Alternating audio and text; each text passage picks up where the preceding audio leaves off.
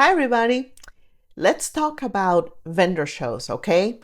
This is not a tutorial video. This is more about my experience doing a vendor show this past weekend, and I want to share that with you. We're at the beginning of the year, and so all these vendor shows, craft fairs, events are coming up, and that's fun. I mean, it's cool, it's exciting, but we need to be very wise in the decisions that we make to which show are we going to attend, because these events take a lot of time, energy, and resources. And the bottom line is that we do these because, yeah, we want to network, we want to see what other people are selling and buying, but we want to make money. So if you're not going to make money, then may not be the best event for you. I want to share with you why did I decide that this was a good vendor show to attend for me. How did I decide which products to bring with me to sell? What are the criteria that I came up with to decide if this bag or pouch is going to be profitable so that I can make money, bring it with me to the event? And was this event worth it? Was this event successful, or it was just a failure? I'm going to share with you why or why not. Now, before I go on, if I mention anything that you may need to know, a link or anything, everything is down in the descriptions, okay? As well as timestamps if you want to jump to that part of the video. Hi, everybody. Welcome back to my YouTube channel. If you're new here, I'm Allie. In this channel, I share with you sewing and crafting tips, tutorials, reviews, or anything that has to do with sewing and crafting, okay? So let's get started. So why did I decide to participate in this vendor show? Well, I can tell you I had a little bit of an advantage because I participated in this show many years ago, about 6 years ago. Actually, I was a guest speaker even once. So this is a women's conference, and so they have guest speakers, a nice lunch, and vendors. So it's a very, very nice event.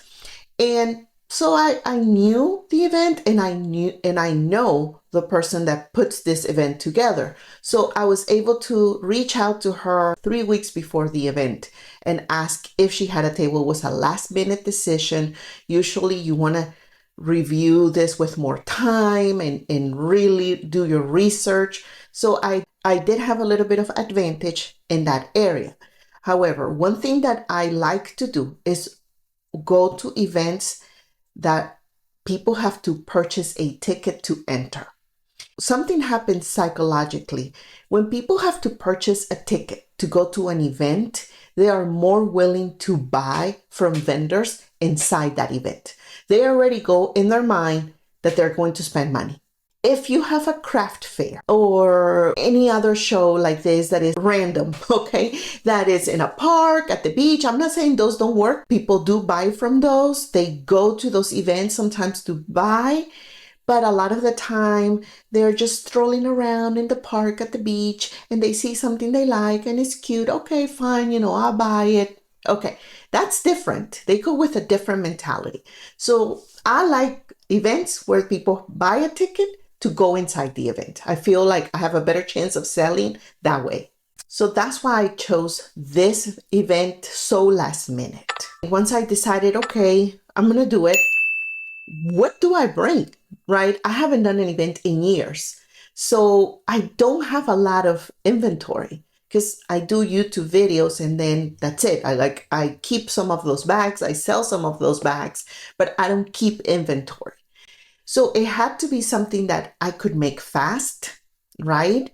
And because I didn't have a lot of time, something that I can already use the materials I have, because I did not want to spend any more money. I had to buy the table and other things for the event. So I didn't want to have to buy material as well. So I had to use what I had. I will bring what I already have in stock. So if I made some bags like the travel belt I have here, some harlequins that I made, I brought those with me, okay? Because I already had them. And I'm not going to bring a lot of things because the table was only 8 feet long. Now the event gives you the table and the tablecloth. That helped a lot, but it was an 8-foot long table. So you really don't have a lot of room. So that also limited the amount of product and inventory that I could bring. So definitely smaller pouches were the winning design here. I put the links for the pouches that I have made. If I have a video tutorial on it, I've added the link in the description. Consider liking this video and subscribing to this channel if you have learned something today. So when I thought of this, that led me to the criteria that I came up with to determine which bags to bring, right? Which ones will be the most profitable for me and affordable for my customer. So that's the combination. That's the key point right there, is finding that point. So I have to make it fast. That's the first criteria. I already have to have the materials in the house. That's the second criteria. If I already had it in stock, so I didn't have to make more. And can I price it at a price point where I can make money out of it, right? Then I figure if I hit all those points, then that's a winner. I can bring that with me and I can probably sell those. But for how much? That's the next question. How much can I sell this? What's my price range? So I said, I want to sell. I don't want to leave the event with no sales. I'm going to put my pride on the side. I'm going to sell. So I decided that my price range, my average was going to be $40, okay? Because remember, I wanted to sell. And I even gave them a small discount if I noticed that they were not too motivated to purchase. I was like, well, I can give you a 10%, a 15% off, why not? So that's what I did. Because I feel that by giving them that small discount, it increases the chances of you selling. They feel more motivated. Now, to see if my product, if that bag is profitable, I use the cost spreadsheet here that I made a video showing you how I use it. I also started using the software called Inventora. I'm not 100% proficient at that program just yet. So that's why I haven't made a video about it. But if you want me to go over that program with you, let me know down in the comments and I'll make a video showing you how that program works with what I know so far. Okay. But I did come up with a cost for some of these bags. And I was surprised. Some of them were a lot more than I expected, or a lot more than what I could mark them up to be able to make a profit. And some other ones were like, wow, this is like a nicer looking bag. It's lined, it has interfacing, it has this and the other. And it cost me less to make, and I can actually sell it for a lot more. So some of the pouches were not as profitable as others, but I guess they compensate each other, right? So my advice, do as I say, not as I do. Okay. Some of them, I started cutting the fabric and making it. I got excited. I like this color. I like this combination. It's so cute. And then I didn't price them. And when I priced them, it was out of a price range that I just couldn't make any money with it. So always look at your materials, see how much material you're going to need for that bag, and include the cost of the bag in your design process. So you may not use too much of one fabric, more of another, etc. That way you don't just put yourself out of being able to make any money out of this bag, because I still had to put my time in it and the material. So just keep that in mind, okay? Work out the best material with the design to make it profitable. I didn't do it at the beginning, but towards the end, when I started pricing it, I said, oh, wait a second. No. I'm not going to make this. I'm going to make this instead. And this is more affordable for me to make. And I can actually sell it at a higher price point because it does look better. So just keep that in mind, okay? So at this point, you were wondering, well, was it worth it for you to go to this event or not, Allie? Like, tell me, was it worth it? And I can tell you, yes, it was 100% worth it.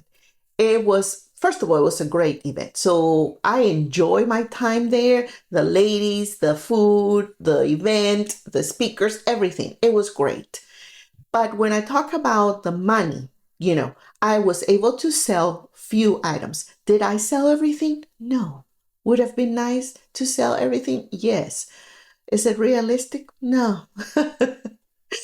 But I was able to see what people like, and they were asking a lot for the color purple. I only have few purple things. But there were some items that the ladies didn't even touch that I thought were going to be noticeable to them, but no, they didn't even touch it. I don't know if it has to do with the display or what it is, but bottom line, these were the items that I sold. First, the sunshine wristlet. I have a video here. I'll add the links to the videos down in the description. But the sunshine wristlet, oh my gosh, people loved it. So cute, very fast to make, and it's a free pattern by Backstocks Design. So can't beat that. The next one was the boxed zipper pouch by Apple Green Cottage. Oh my gosh, I love making that little pouch. I don't have a video. I'm going to do a video because I love making that little pouch. And I even made it with clear vinyl and with waterproof canvas. That one is my most profitable bag. Ladies really liked it. So definitely, and it's a free pattern, so can't beat that. I made my own pattern years ago for like this wet bag, when you go to the beach, a park, that you put your swimsuit in there, whatever. So it's like a big wristlet, like this one, but it was black. So this one sold, and it's my own pattern. If you want me to, I can share this with you on another video. Let me know down in the comments, okay?